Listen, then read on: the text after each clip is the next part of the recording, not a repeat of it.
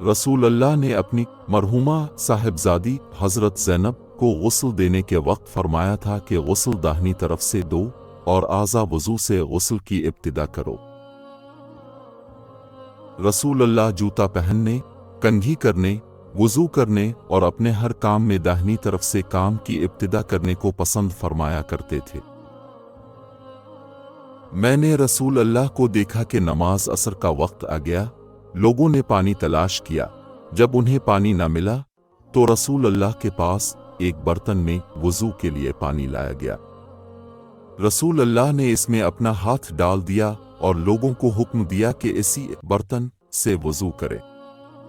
حضرت انس رضی اللہ عنہ کہتے ہیں کہ میں نے دیکھا آپ کی انگلیوں کے نیچے سے پانی چشمے کی طرح ابل رہا تھا، یہاں تک کہ قافلے کے آخری آدمی نے بھی وضو کر لیا۔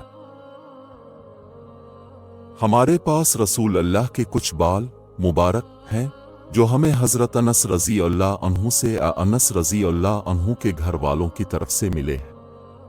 یہ سن کر عبیدہ نے کہا کہ اگر میرے پاس ان بالوں میں سے ایک بال بھی ہو تو وہ میرے لیے ساری دنیا اور اس کی ہر چیز سے زیادہ عزیز ہے۔